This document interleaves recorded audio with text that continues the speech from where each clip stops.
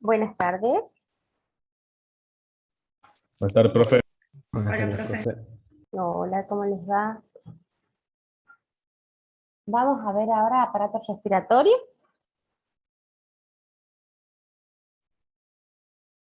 Bueno, vamos a empezar a ver aparato respiratorio, que es un sistema que va a constituir de varios órganos, ¿sí? Tiene dos funciones principales. Una es lograr el intercambio de gases, o sea, oxigenar la sangre.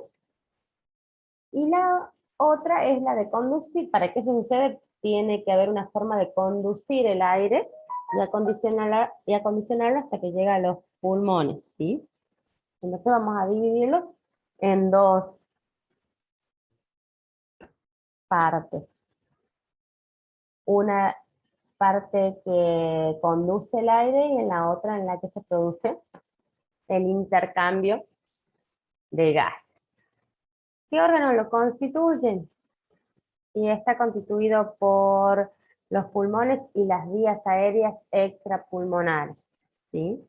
Histológicamente, como les decía, lo vamos a dividir en un sector de conducción de aire, que solamente va a llevar el aire y lo va a condicionar, y un sector de intercambio de gases, ¿sí?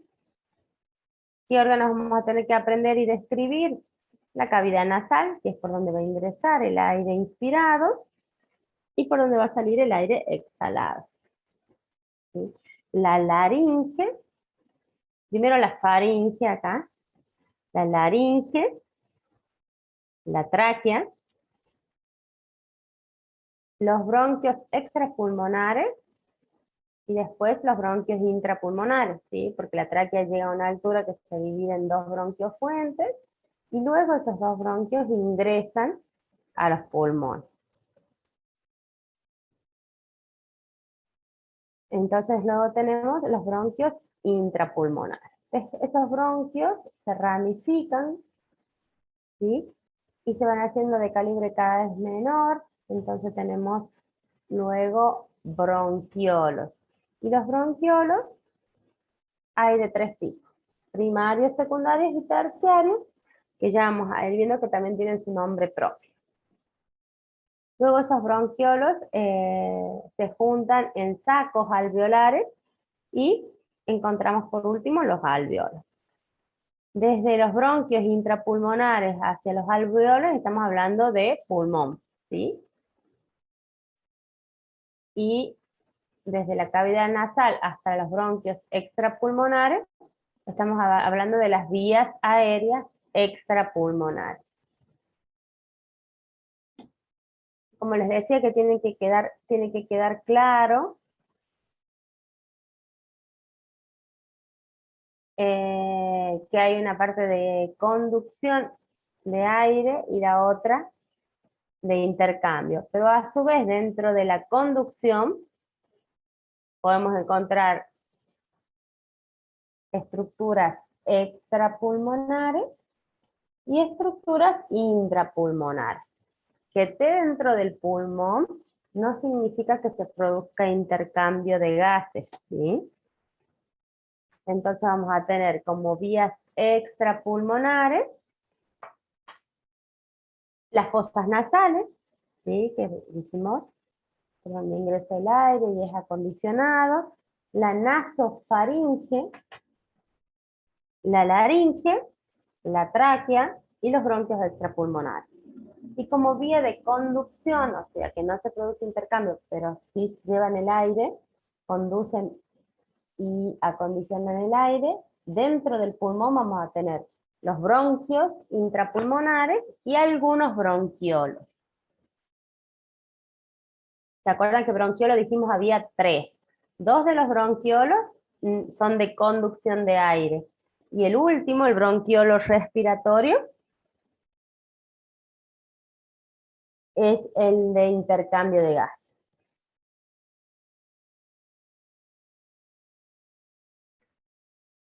Y como estructuras que sí se produce el intercambio de gases, están todas dentro del pulmón, y es a partir del bronquiolo respiratorio, como dijimos, porque primero hay un bronquiolo primario, o propiamente dicho, Después tenemos un bronquiolo secundario o liso terminal, que ya lo vamos a ver.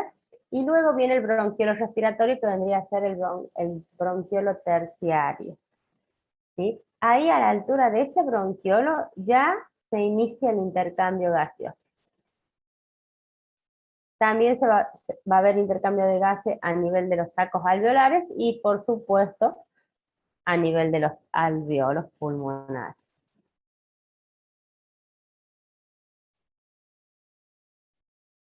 Bueno, vamos a hablar ahora de la cavidad nasal, ¿sí? De la nariz, que es un órgano hueco, cartilaginoso, está compuesto por cartílago y músculo, más tejido conectivo, y hay una parte que también tiene un esqueleto óseo. ¿Sí?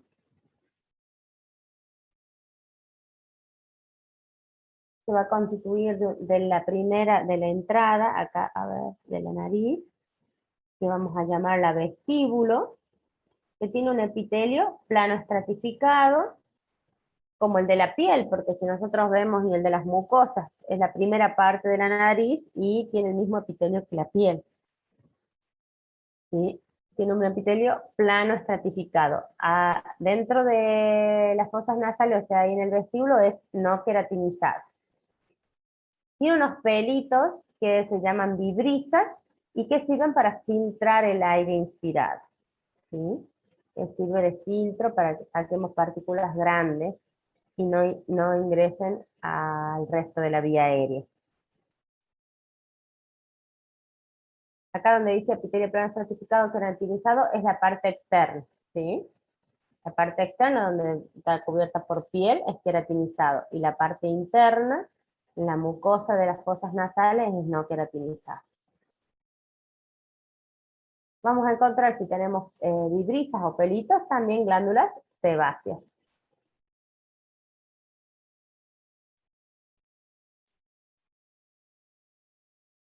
Y el otro sector, el sector olfatorio, es más profundo, se encuentra acá a la altura del techo de la nariz, ¿sí? Y se llama mucosa amarilla o pituitaria amarilla. Y ahí vamos a encontrar no solamente las células típicas del aparato respiratorio, que ya vamos a ver, sino vamos a encontrar neuronas bipolares, neuronas sensitivas, que van a tener como unas cilias, que son los receptores de las sustancias odoríferas, ¿sí? Todo aquello que tiene olor es odorífero. Y lo que no tiene olor es inoloro.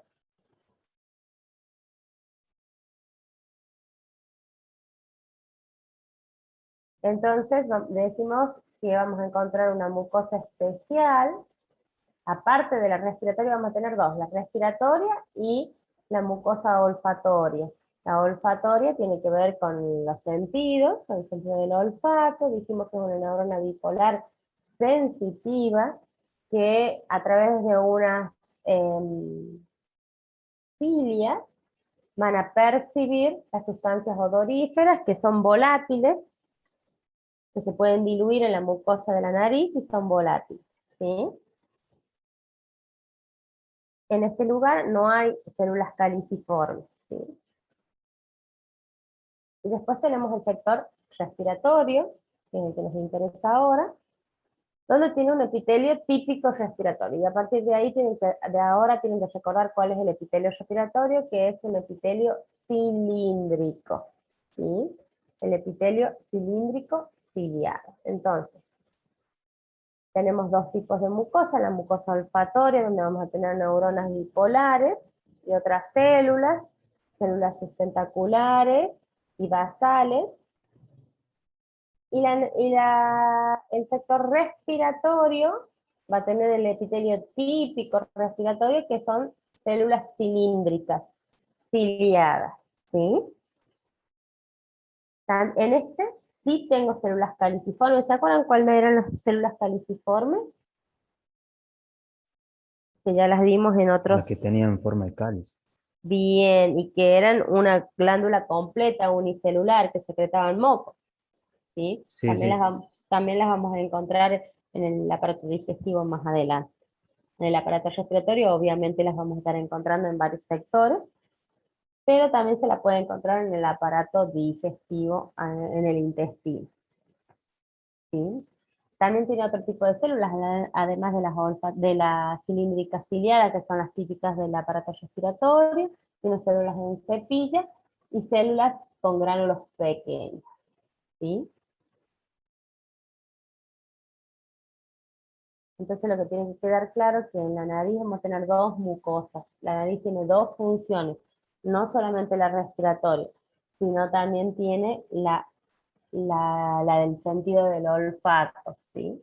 A través de esas neuronas, de las bipolares sensitivas, luego salen muchas fibras nerviosas que atraviesan la lámina cribosa del etmoide, que es un huesito en la base del cráneo, y desde ahí llegan hasta el bulbo olfatorio, y desde ahí se forman cintillas o nervios que van a llegar al área temporal de la corteza cerebral para llevar el olfato, ¿sí? Para llevar digamos, el estímulo que se recibió de una sustancia odorífera. Pero bueno, estamos viendo más respiratorio ahora. Pero tienen que saber que en la nariz tenemos esas dos mucosas y la nariz tiene esas dos funciones, ¿sí? ¿Y cuál es la función respiratoria, además de tener su epitelio cilíndrico, ciliado? Tiene esas vibrisas, que son esos pelitos que van a filtrar el aire para que no entren partículas grandes. Tiene esta forma, lo pasen muy rápido, es los cornetes, en donde el aire va a girar, va a hacer turbulencia, y es una zona muy vascularizada. Entonces, no solamente porque va a tener que pasar varias veces por esos cornetes, sino también porque está muy vascularizada, ahí en ese sector se calienta el aire inspirado, ¿sí? Vieron que no es lo mismo que respiremos por la boca, que inspiremos por la boca, a que inspiremos por la nariz, porque la nariz es el órgano que está preparado para filtrar, humidificar y calentar el aire inspirado, ¿sí? Lo lleva a la temperatura corporal.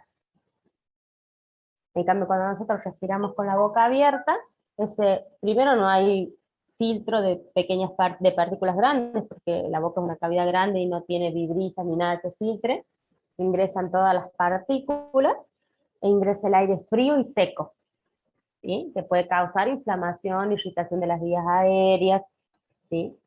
Profe, disculpe. Sí, Eso que usted dijo, humidificar, es lo de que lo calienta. lo calienta y lo humidifica, ¿sí? Ah, son dos cosas Son distintas. dos cosas distintas, sí. Una es calentar, entibiar, y la otra es humidificar, hacerlo húmedo, que no sea seco, ¿sí? Gracias, Todo profe. eso se hace ahí, en los cornetes nasales, y con una irrigación especial, tiene muchos vasitos sanguíneos que eso ayudan a que se aumente la temperatura, y ahí al pasar varias veces por los cornetes también se humidifica el aire inspirado, porque si no es un aire seco y causa inflamación, irritación de las vías aéreas. Bueno, Gracias, vamos a profe. pasar, sí, No, no, gracias. no, está bien. Está bueno que pregunte porque es importante, tiene que tener esas tres condiciones el aire cuando ingresa. Tiene que estar filtrado, tiene que ser húmedo y tiene que estar tibio, ¿sí? O sea, por lo menos a la temperatura del cuerpo. Y luego tenemos la faringe, recordemos, ya lo vamos a ver en digestivo, que la faringe se divide en tres sectores: rinofaringe, que se comunica con la nariz; orofaringe, que se comunica con la boca, acá tenemos, sí. Esta es la rinofaringe, porque se va a comunicar con la nariz. Tengo la orofaringe y la laringofaringe cuando se comunica con la laringe, ¿sí? Bueno, el aire inspirado ingresa por la nariz y va a pasar a la rinofaringe, así que vamos a tener que hablar algo de la rinofaringe, que simplemente es una vía de conducción donde también continúan humidificando y digamos, acondicionando el aire inspirado. Estos órganos se especializan en eso, en llevar el aire en condiciones óptimas para los pulmones y para que se pueda producir el intercambio. No solamente es un sistema de tuberías que lleva el aire, sino que también en todo el trayecto se va manteniendo las condiciones óptimas del aire, ¿sí? Como dijimos, la faringe, que viene a ser lo que conocemos como garganta, comunica la cavidad nasal y oral con la laringe. Y también puede comunicar con el esófago, ¿sí? Porque vieron que si nosotros tragamos no va a pasar a la vía aérea, sino que va a pasar a la vía digestiva, o sea, al esófago, por lo cual también lo vamos a ver a este órgano con más detalle en el sistema digestivo. Y también tiene otra función que tiene que ver con la fonación, ¿sí? La emisión de los sonidos. Actúa como una caja resonadora para la fonación. Presenta tres partes, ya dijimos, la nasofaringe, que comunica la nariz sobre la pared dorsal, se ubican las amígdalas y las amígdalas faringias, que estas tienen un epitelio plano estratificado, ¿sí? Y después tenemos la orofaringe, donde va a tener el epitelio plano estratificado. Recordemos que el epitelio respiratorio, se los voy a repetir muchas veces para que les quede, es el cilíndrico, ciliado, tiene cilias y es cilíndrico y tiene células caliciformes. Puede ser simple como en algunas partes, como vimos hasta ahora, o la mayor parte es pseudoestratificado, ya vamos a ver, pero siempre es cilíndrico, ciliado y con células caliciformes. Bueno, y después tenemos la laringofaringe, que comunica directamente con la laringe, ¿sí? Como todo, con este órgano se lo describe como un órgano hueco, donde vamos a tener una mucosa. Estas son las capas, ¿se acuerdan que los órganos huecos los describíamos en capas? Y en este caso vamos a tener una mucosa, donde vamos a encontrar el epitelio. El epitelio depende en qué sector esté, pues generalmente es plano estratificado, con membrana basal, tejido conectivo laxo. La submucosa tiene tejido conectivo denso y glándulas acinares. Luego tenemos una capa muscular y luego tenemos una adventicia que lo cierra. La capa muscular es músculo liso, ¿sí? Músculo visceral, involuntario, y una adventicia que lo cierra, que es tejido conectivo, vasos y nervios, y este no tiene el epitelio. Cuando nosotros decimos adventicia, ya vamos a ver, no lo cierra un epitelio. Es una capa que tiene conectivo, vasos, nervio, adiposo, pero no tiene un epitelio que lo cierre. Cuando nosotros decimos serosa, que algunos órganos tienen adventicia y otros tienen serosa, tienen un epitelio plano simple que le da el cierre al órgano, ¿sí?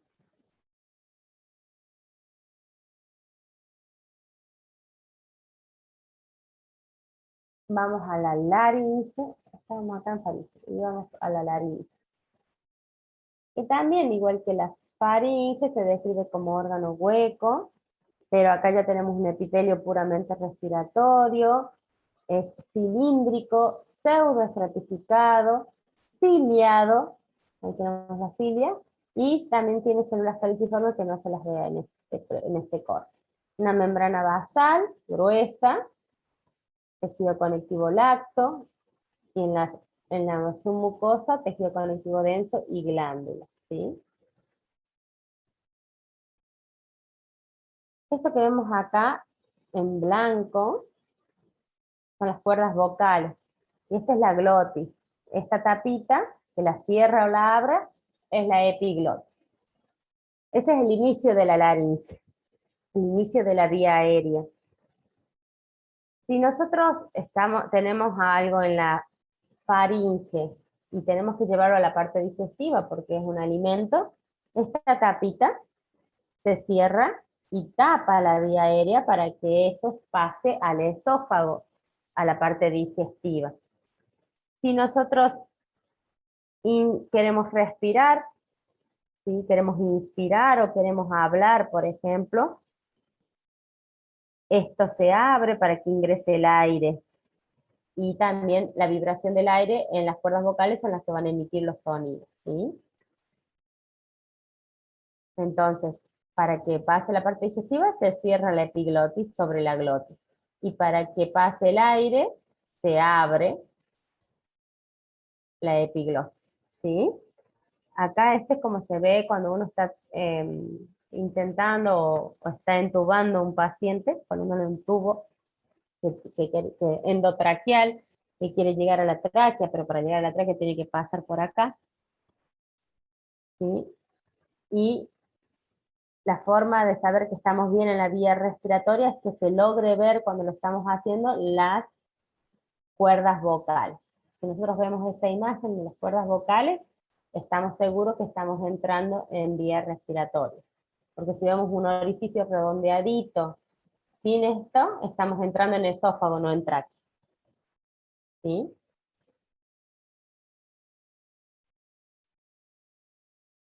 Como les dije, la laringe también se describe como un órgano tubular, un órgano hueco, por lo cual va a tener una mucosa, y en esa mucosa va a tener un epitelio, ¿sí? Que al principio es un estratificado, y luego empieza a ser cilíndrico, pseudoestratificado, ciliado, que es el epitelio respiratorio, ¿sí? También está compuesto por un esqueleto de fibrocartílagos, y uno de los más importantes, que les decía recién, es la epiglotis, ¿sí? El nombre de los cartílagos de la laringe no es necesario que los recuerden.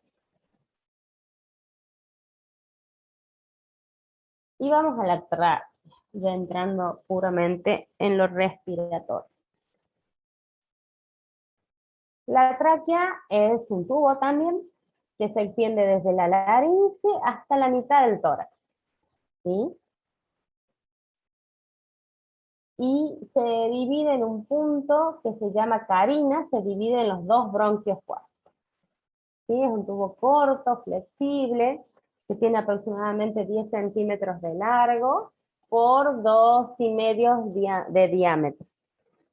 Permite el paso del aire, lo acondiciona, como veníamos diciendo hasta ahora, acondiciona el aire inspirado. Tiene un esqueleto cartilaginoso, ¿se acuerdan que la vimos como ejemplo de cartílago hialino?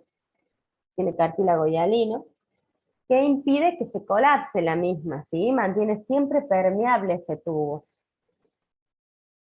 Se divide en dos bronquios principales que se llaman bronquios fuentes, uno derecho y uno izquierdo, que son los que van a ingresar después al pulmón para convertirse en bronquios intrapulmonares.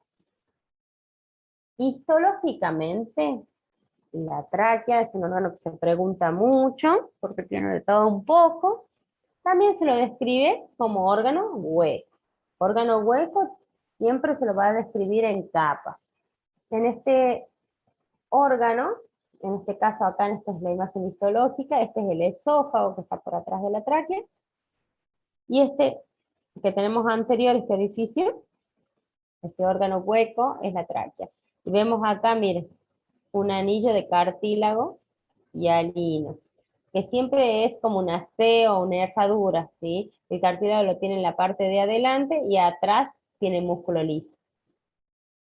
No es un cartílago completamente redondo que lo cierra. Solamente tiene toda la parte de adelante y los laterales, y en la parte posterior lo cierra el músculo liso, ¿sí? Está constituido por una mucosa, y esa mucosa tiene un epitelio pseudoestratificado, cilíndrico, ciliado, con células caliciformes, ¿sí? Entonces, siempre tienen que saber bien el epitelio de la tráquea, con todo su nombre.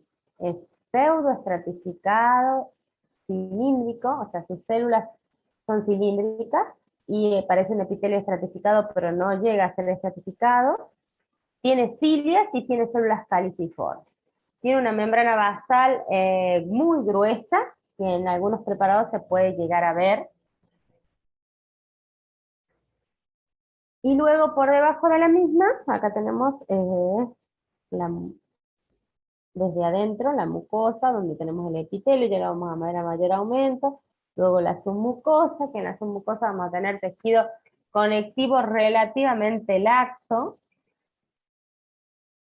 Vamos a ver tejido linfático. ¿Alguien se acuerda que era la VAL?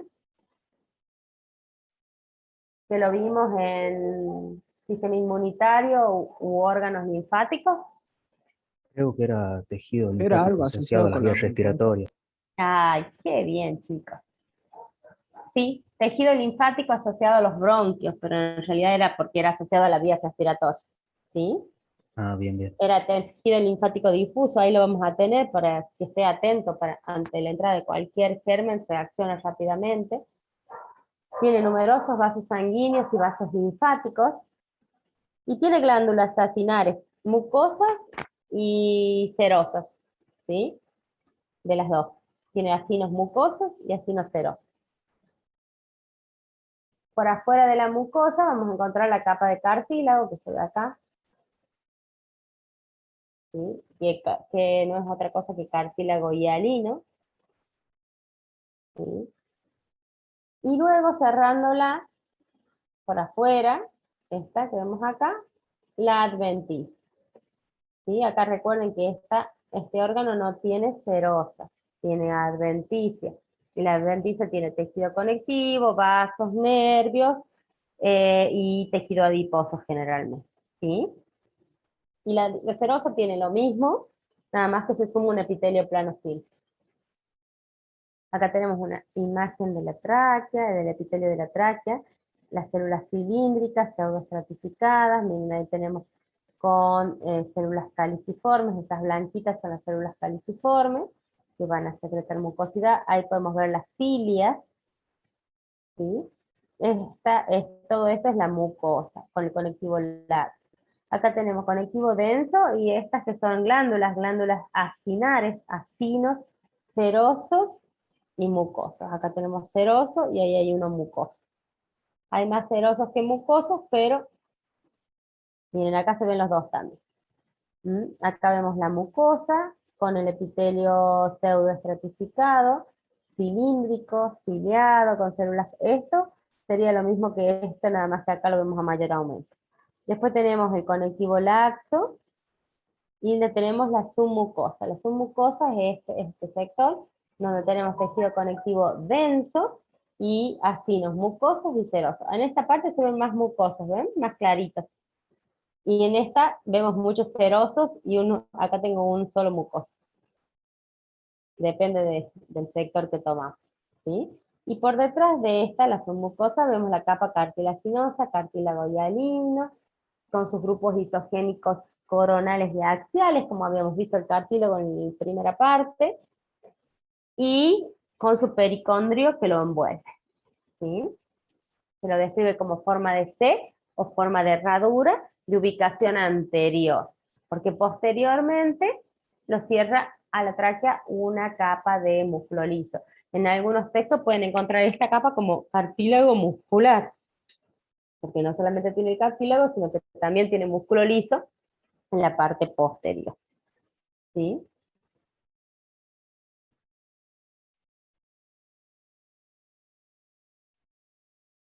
Y luego dijimos, en esta foto no se ve, la adventicia, que es tejido conectivo, vasos nervios, tejido adiposo, vasos linfáticos, sí, pero sí. Acá tenemos la tráquea en una vista anatómica, llega hasta un punto, que es la carina traqueal, y se divide en los dos bronquios. ¿Sí? Fuentes. El bronquio fuente derecho y el bronquio fuente izquierdo. Acá igual, vemos la tráquea, en este punto que se divide se llama carina, y tenemos la división. Bronquio fuente derecho y bronquio fuente izquierdo. La primera parte, que está fuera del pulmón, se llama bronquio extrapulmonar. Y después ingresa al pulmón, se llama bronquio intrapulmonar.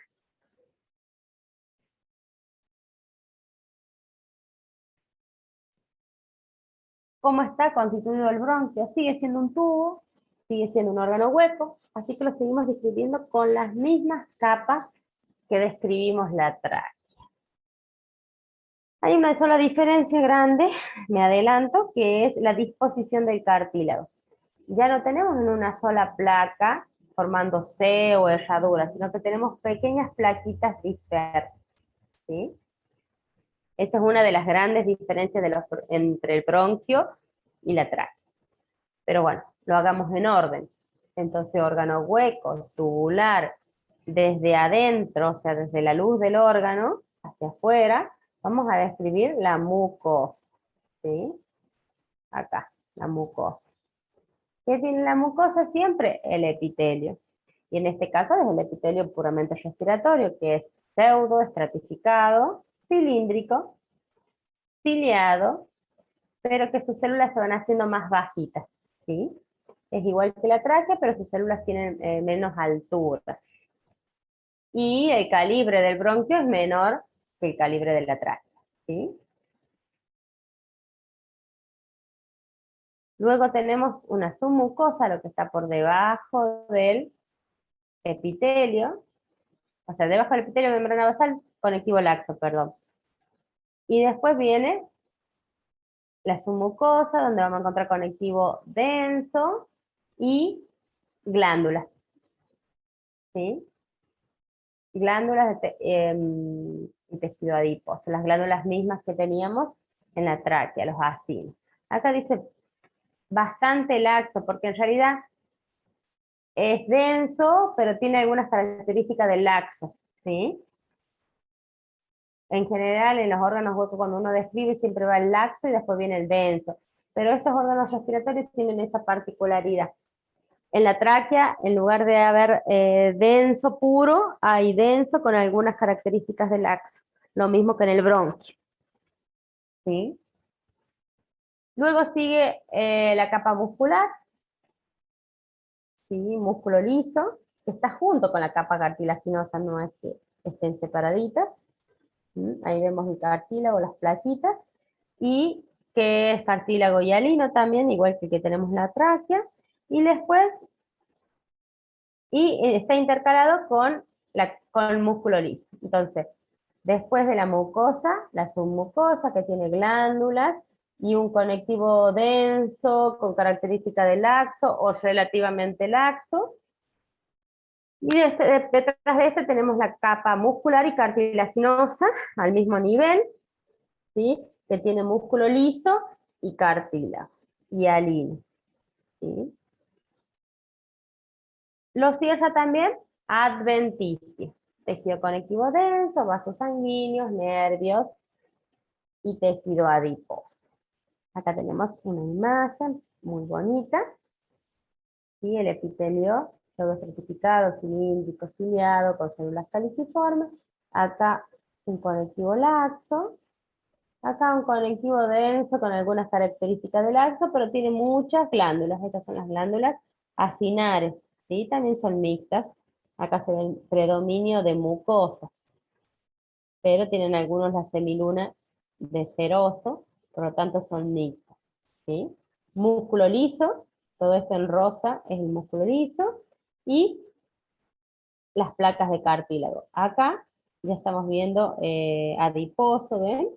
Tejido conectivo laxo, los vasos, los nervios, ya es la adventicia, que se pierde con el resto digamos, de los órganos. Ese bronquio se va haciendo cada vez más pequeño y empieza a dividirse, viste que se van dividiendo así como si fuera un árbol con sus ramas, y empieza a dividirse en bronquiolos. Dijimos había 3 tipos de bronquiolos, ¿sí? Cada lobulillo pulmonar le llega un bronquiolo. No nos olvidemos que anatómicamente, no sé si ustedes ya vieron esplagnología en anatomía, el pulmón está dividido en lóbulos y segmentos, ¿sí? Cada segmento es un lobulillo, tiene sus lobulillos. Y a cada uno de los lobulillos pulmonares le llega un bronquiolo, ¿sí? Es como si todos actuaran independientes de los otros, cosa que si se colapsa uno, los demás puedan seguir conduciendo el aire y produciendo el intercambio, ¿sí?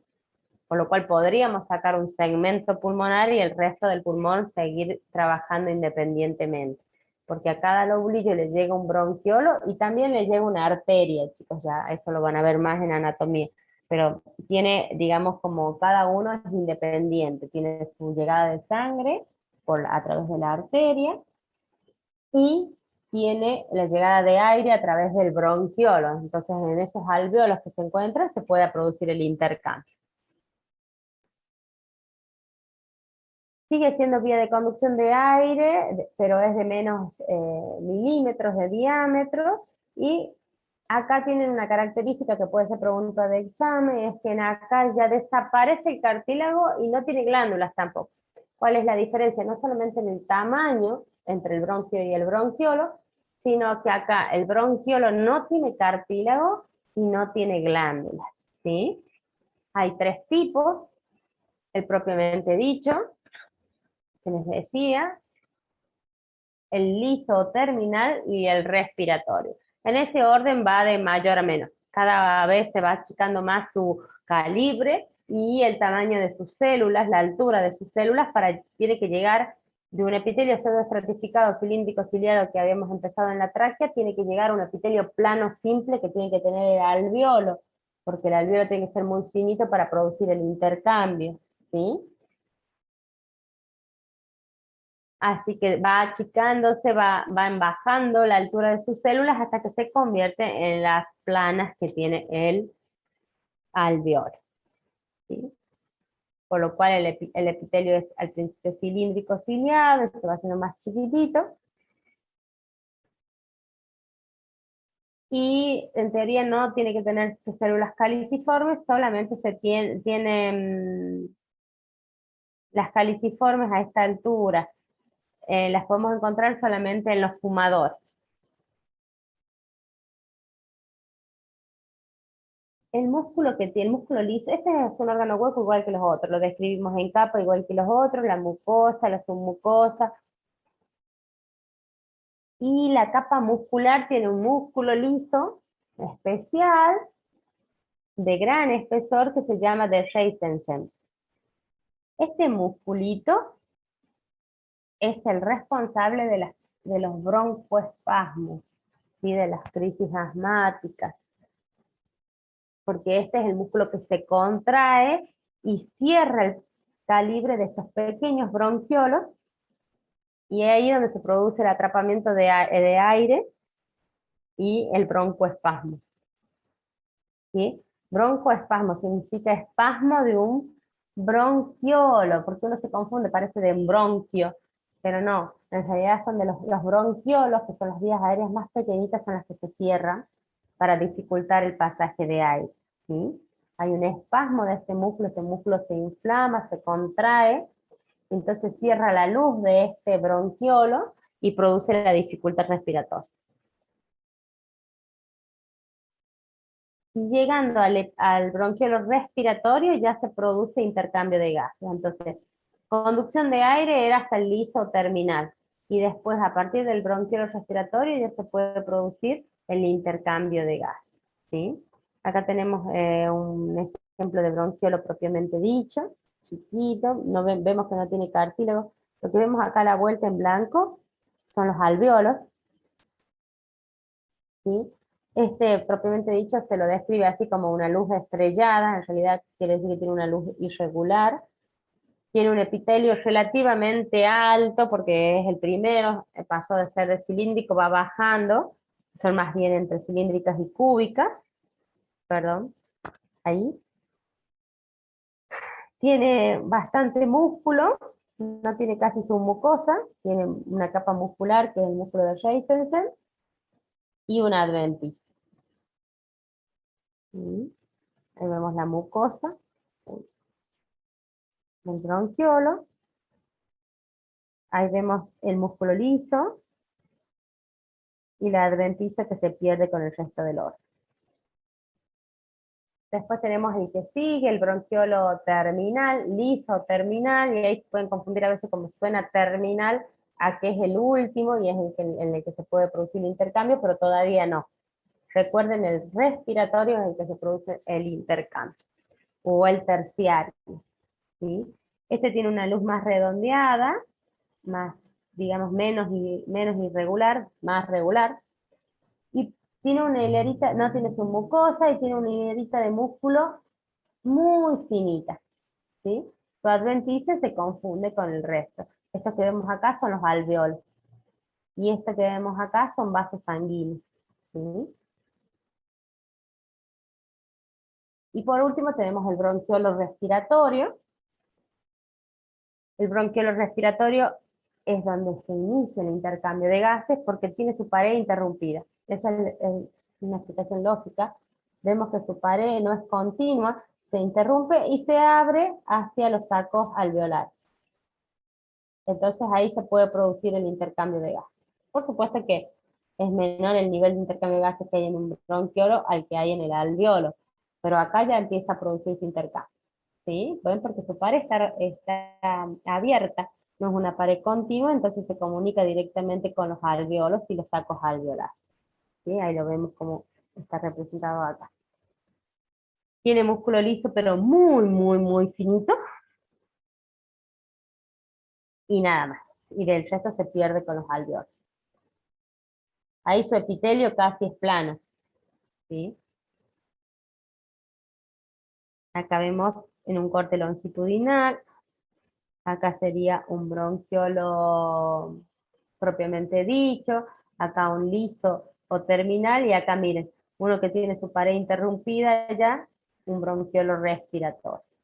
¿Sí? Cada conducto alveolar desemboca, en cada conducto alveolar desembocan mucha cantidad de alveolos, ¿sí? Y constituyen algo que se llaman sacos alveolares, que se ubican en el extremo del conducto alveolar. ¿Sí? Es un sistema de tubería. Cuando llegamos al extremo de esa tubería vamos a encontrar un saco alveolar, donde van a desembocar muchos alveolos. ¿Sí? El alveolo es una estructura redondeada con un epitelio plano simple y al ser es hueco pero no tiene paredes, tiene una sola hilerita de epitelio, ¿sí? Porque tiene que ser muy finito para que se pueda producir el intercambio de gases, ¿no? Acá lo vemos, miren. El bronquiolo, liso terminal, empieza el respiratorio, después tenemos acá esto, el saco alveolar, y en el saco alveolar desembocan todos los alveolos. ¿Sí? Acá lo tenemos como gráfico, el terminal, el respiratorio, los sacos alveolares y los alveolos.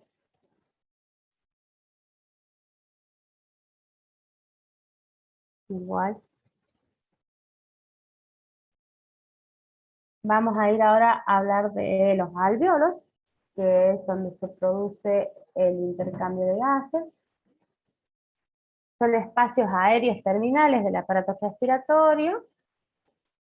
Y cada alveolo está formado por una red capilar que pone la sangre en proximidad con el aire inspirado. ¿Esto qué quiere decir? Que necesito un alveolo y pegadito un vaso sanguíneo, porque se supone que tengo que traer la sangre carbooxigenada. Tiene que producirse el intercambio de gases en el alveolo y la sangre tiene que volver por una arteriola o sea, en este caso viene por una vénula, porque recordemos que en el pulmón es al revés. Las venas pulmonares llevan la sangre oxigenada y la arteria pulmonar lleva la sangre carbooxigenada, pero me refiero a que tiene que estar el sistema ahí pegado al alveolo para que se pueda producir el intercambio, ¿sí? Porque estos gases pasan a través de la membrana o de la pared del vaso sanguíneo y del alveolo, entonces tienen que estar pegaditos. El alveolo es una cavidad poliédrica de paredes muy delgadas, y confluyen en lo que dijimos recién, en los sacos alveolares, ¿sí?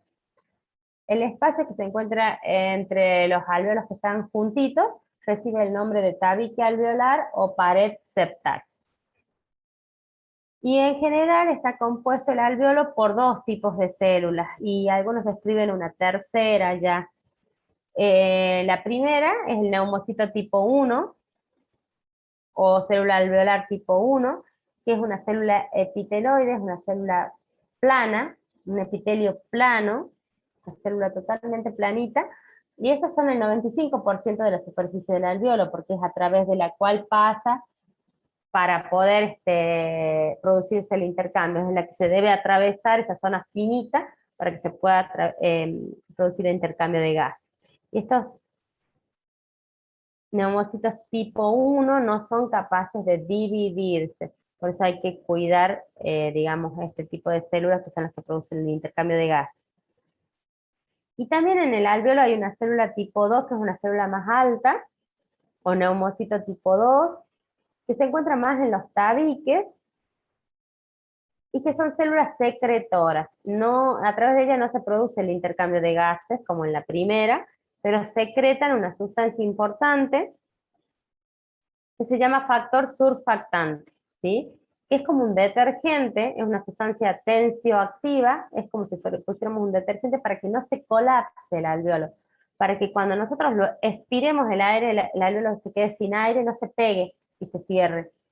¿Sí? Entonces queda esto en la superficie del alveolo, esta sustancia, que es el factor surfactante, que lo va a mantener permeable, ¿sí? Que no se colapse para que vuelva a entrar el aire. ¿Sí? Estos son los neumocitos tipo 2 o células alveolares tipo 2 y representan el 5% de la superficie del alveolo. Las demás eran un 95% y esta un 5%. Además también podemos encontrar otras células que son macrófagos, ¿sí? Que son los que se van a ocupar de fagocitar las partículas extrañas. Ahí les tenemos acá los macrófagos, tenemos las células en cepillo también, y los alveolos tienen poros. Estos poros, ¿qué hacen? Comunican un alveolo con el otro, formando todo como una red, ¿sí? Para que se vaya produciendo el intercambio como en cascada.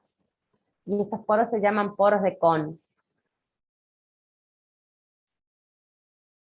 Acá tenemos sacos, acá tenemos la pared del alveolo. La mayoría, miren, estas cúbicas y más altas acá son las neumocitos tipo 2. Y las demás, todas son neumocitos tipo 1. A ver si hay otra imagen. Acá tenemos un saco alveolar y todos los alveolos desembocando en el mismo. Acá todas estas son células planas. Acá tengo una más alta que es el neumocito tipo 2. Esta es la barrera. Ahí tenemos la diferencia entre acá muchísimo aumento, pero podemos ver el neumocito tipo 1, que son las celulitas planas que constituyen toda la pared del alveolo, y en el tabique interalveolar o en el septum encontramos los neumocitos tipo 2, que son células más bien cúbicas y mucho mayor que las neumocitos tipo 1. ¿Sí? Igual, neumocito tipo 1, neumocito tipo 2, y acá tenemos los macrófagos alveolares, que son los que se van a ir fagocitando todo aquello que complique, ya polen, sustancias alergénicas o patógenas, o restos de glóbulos rojos, restos de sangre, ¿sí? Entonces tenemos esos tres tipos principalmente. Y acá es una esquemita para que recuerden, si ustedes quieren lo pueden completar, para que recuerden las diferencias entre el bronquio y el bronquiolo, histológicas, ¿no? Primero que acá es un epitelio pseudoestratificado, cilíndrico, ciliado, ¿vemos? Con las células caliciformes. En cambio, en el bronquiolo es cilíndrico, simple, no es pseudoestratificado y es más bajo, ¿ven? Y se va haciendo cada vez más bajo, porque tiene que llegar a este, que es plano, que es el alveolar. Luego, otra diferencia es que en el bronquio tengo glándulas, en la submucosa, y en el bronquiolo no. Y una de las más notorias de las diferencias es que en el bronquio tengo cartílago en placas y en el bronquiolo no tengo cartílago, ¿sí? Luego tenemos acá el alveolo, que tiene una sola pared, que es solamente la pared de epitelio, donde encontramos los neumocitos tipo 1 y el neumocito tipo 2. ¿Sí? Por último, les recuerdo que los pulmones son órganos que están cubiertos por una pleura. ¿Se acuerdan como lo mismo que tenía el corazón, que estaba envuelto por el pericardio? Sí, Que era profe. una, sí, que era una película finita, en realidad tenía dos hojas, una visceral, una parietal, que tenía una pequeña cantidad de líquido entre esas hojas, que era un líquido que tenía la misma consistencia y la misma composición en plasma. Bueno, en los pulmones pasa lo mismo. La pleura tiene dos hojitas, una hoja parietal, una hoja visceral. La visceral se pega como si fuera un film a los pulmones, y la parietal se pega a la pared de la parrilla costal del lado interno, ¿sí? Con los músculos y todo lo demás. Y entre ellas hay una pequeña cantidad de líquido que hace que evite el trauma pulmonar, ¿sí? Porque no se olviden que es un órgano que es muy frágil y muy blando y está dentro de una cavidad ósea, y para que el frote, la expansión y todo lo demás no lo lastime, tenemos la pleura. Aparte, la pleura en fisiología, ya la habrán visto, es la que genera la presión negativa para que se puedan expandir los pulmones, ¿sí? Tiene varias funciones. ¿Y qué es? Tiene epitelio plano simple, es una serosa, ¿sí? Y acá vemos, a ver, la imagen de la pleura. En la que lo cierra, va a haber conectivo laxo con sus vasos y nervios, y una hilerita de epitelio plano simple, que es la pleura, ¿sí? Con su hoja que está pegadita, la hoja visceral, y con una hoja que está más hacia la pared del tórax, del lado interno, que es la hoja parietal, y entre ellos hay una pequeña cantidad de líquido que se llama líquido pleural, y es muy pequeñita y es normal que eso esté. Si eso está aumentado, es patológico. Si eso de puede tener sangre, puede tener líquido nada más por alguna edema pulmonar o lo que sea, puede tener pus, porque por ejemplo hay derrames pleurales en neumonías con derrame, es donde se junta el líquido. Puede haber sangre en traumatismo y así. Es asiento de patologías ahí. Y generalmente se puede punzar y sacar ese líquido para estudiar y hacer algún diagnóstico, ¿sí? Como está pegado a la parrilla costal, se puede entrar entre los espacios de las costillas, en el espacio intercostal, y se puede extraer cantidad de líquido, depende de la necesidad. A veces se hace para aliviar, por ejemplo, si fuera sangre por un trauma, se drena, se alivia y se puede volver a expandir el pulmón, ¿sí? Y a otras veces se hace para hacer estudio y diagnóstico, ¿sí? Ese líquido es muy importante, que se mantenga en las condiciones normales. Y por último, tienen que saber que para que se produzca el intercambio hay que atravesar distintas estructuras histológicas, y eso se llama barrera hemato-gaseosa, ¿sí? Todas las paredes que tiene que atravesar la sangre desde el vaso al alveolo y del alveolo al vaso, en realidad. Lo primero que tenemos dentro del alveolo, lo vamos a escribir desde el alveolo hacia el vaso, es la capa de factor surfactante, que dijimos que era esta sustancia tensoactiva, que era como un detergente que evitaba que se colapse el alveolo. Después va a venir que el epitelio del alveolo, ¿sí? Vamos a tratar de producir el intercambio de gases por el neumocito tipo 1, que es el más bajito, el que me va a permitir el pasaje, ¿sí? Entonces, después del factor surfactante viene el epitelio del alveolo, ¿sí? El neumocito tipo 1. La membrana basal del neumocito tipo 1, ¿sí? Luego viene pegada a la membrana basal del neumocito tipo 1, tengo la membrana basal del capilar sanguíneo. Ahí es como que se pegan, se fusionan, como si estuvieran de espalda el alveolo con el vaso sanguíneo, ¿sí? Y después, ¿qué va a venir? Después de la membrana basal del vaso sanguíneo, el endotelio, que es el epitelio del vaso sanguíneo, que también es un epitelio plano simple. Siempre hay una porción delgada y una porción gruesa.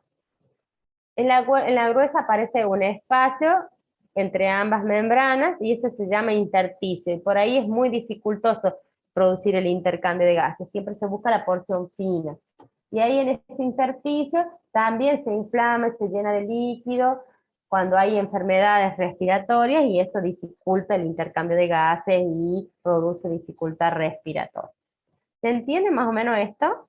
A ver si tengo alguna imagen para mostrarles cómo es que va atravesando de un lado al otro. Me parece que acá, a ver, el alveolo y el vaso, más o menos por acá. Entonces decimos que lo primero que hay es una sustancia que está acá, este es el alveolo, ¿sí? Lo primero que hay es una sustancia que está acá disuelta, que evita, que es el factor surfactante, esto que está pintadito en azulcito, que es lo que evita que se colapse el alveolo. Entonces el gas tiene que atravesar el factor surfactante, esa es la barrera que tiene que atravesar. Luego que se va a encontrar con el epitelio del alveolo, que tiene que ser el neumocito tipo 1. Después que atraviesa el neumocito tipo 1, tiene que atravesar la membrana basal del neumocito tipo 1. Y pegada a la membrana basal del neumocito tipo 1, ven ahí, está la membrana basal esta, que es la del vaso sanguíneo. ¿Sí? Después de la membrana basal, ¿quién? El endotelio, el epitelio plano simple. O sea, lo único que estamos viendo es, digamos, la barrera que tiene que atravesar el gas desde el alveolo al vaso sanguíneo. Se puede escribir desde el alveolo al vaso sanguíneo o del vaso sanguíneo al alveolo, pero en este caso lo vamos a hacer desde el alveolo para que sea más fácil. Entonces, factor surfactante, neumocito tipo 1, membrana basal del neumocito tipo 1, membrana basal del endotelio, que es una célula plano simple, y recién ingresa al vaso sanguíneo. ¿Sí? Hay zonas, como dijimos, más gruesas, donde puede juntarse líquido, ¿sí? Que eso se llama intersticio, por el cual intentamos evitar. Se trata de producir el intercambio en las zonas más finas, en la parte delgada de la barrera. Y por último, la irrigación del pulmón. El pulmón tiene doble irrigación, eso también lo van a ver seguramente o ya lo vieron en anatomía. Una es nutricia y la otra es funcional. ¿Qué quiere decir esto? Una lo tiene que nutrir el pulmón y la otra es la que le deja cumplir la función. Dijimos que teníamos la arteria pulmonar y las venas pulmonares, y esa arteria pulmonar entraba al pulmón, pero llevaba sangre carbooxigenada, porque es la que trae del corazón, que necesita ser oxigenada para devolverla. Entonces, si trae sangre carbooxigenada, no lo va a poder nutrir al pulmón, porque no trae oxígeno. Entonces esa es la funcional, esa sangre, la lleva hasta los alveolos, en el alveolo se produce el intercambio y esa sangre vuelve por las venas pulmonares, acá es donde hay venas que llevan sangre oxigenada, que era la excepción, ¿se acuerdan? Esa sangre oxigenada vuelve al corazón. Entonces esas arterias y esas venas solamente cumplen la función de oxigenar la sangre, que es la función que tiene el pulmón. Pero es un órgano y necesita que lo alimenten también, necesita oxígeno, necesita nutrientes. Entonces tiene otro sistema de arterias que lo van a alimentar, que es la arteria bronquial. La arteria bronquial entra junto con las otras arterias, con la arteria pulmonar, por el ilio pulmonar, pero lleva sangre oxigenada con todos los nutrientes para este órgano, ¿sí? Entonces tiene dos sistemas arteriales. Uno que es solamente para que cumpla la función de filtrado y digamos, de oxigenación de la sangre y que vuelva al corazón, y la otra que realmente es la que necesita el órgano para ser alimentado. Acá tenemos la circulación pulmonar, dijimos tenemos la arteria pulmonar, que es una arteria, pero siempre se la pinta de azul o de color como las venas, porque lleva sangre carbooxigenada, se ramifica, se capilariza, se produce el intercambio y vuelve por las venas pulmonares al corazón. Pero eso no me sirve de nutrición para los pulmones, por lo cual después la aorta da ramas, da unas arterias que son ramas de la aorta, que son las pulmonares, que van a ingresar también junto con estas otras, pero para nutrir el pulmón, ya no para que se produzca el intercambio, sino para oxigenar y para alimentar estos órganos. ¿Sí? Y por último, ya no los canso, es la inervación. Más que nada acá les quería hacer ver algo para que vean, digamos, para que comprendan, porque muchas veces les van a preguntar o se van a encontrar con conocidos o familiares que tienen broncoespasmo o dificultad, o son asmáticos, o son alérgicos, ¿sí? Los pulmones están inervados por el simpático y el parasimpático, el sistema autónomo, involuntario, ¿sí? Y el simpático lo que va a hacer es estimular. Va a producir algo que se llama broncodilatación y vasodilatación. Va a abrir los bronquios y va a hacer más permeables los vasos, ¿sí? O sea que la entrada y la salida de aire es mucho más fácil, no va a tener dificultad. Es como que una manguera la abriéramos del todo, le abrimos la canilla del todo. En cambio, cuando se produce el estímulo del parasimpático, hay una broncoconstricción. La broncoconstricción que es como si nosotros apretáramos o dobláramos la manguera en algún punto y la cantidad de aire que pasa es menor, ¿sí? Entonces, acá por estímulo del simpático hay una vasodilatación y una broncodilatación, ¿sí? En cambio, el parasimpático me va a producir una broncoconstricción y un aumento de la secreción, ¿sí? No solamente lo voy a tener más obstruido, sino que lo voy a tener lleno de mocos, ¿sí? Eso es importante, porque hay algunas drogas y algunos medicamentos que estimulan el parasimpático, por lo cual puede producir la broncoconstricción. Bueno, chicos, los dejo. Hemos terminado con aparatos respiratorios. Vamos a continuar la clase que viene vamos a empezar con aparato digestivo, que a veces lo vemos en 3 clases porque es muy largo. Por ahí lo podamos llegar a ver en 2, depende cómo vamos. Cualquier cosita les estoy avisando. Ya vamos a subir las clases que estamos un poquito atrasados con las clases en la plataforma. Ya me pongo al día ahora este fin de semana. Y probablemente para el miércoles van a tener un cuestionario de los últimos temas, ¿sí? De endocrino, que no lo tuvieron esta semana, y de respiratorio. Bueno, pequeños, que tengan un buen fin de semana, nos estamos viendo la semana que viene. Muchas gracias, profe. Igualmente. Vamos. Hasta luego, Chao, profe. profe, gracias. Gracias. Chao, hasta luego. Nos vemos. Chao, profe, gracias.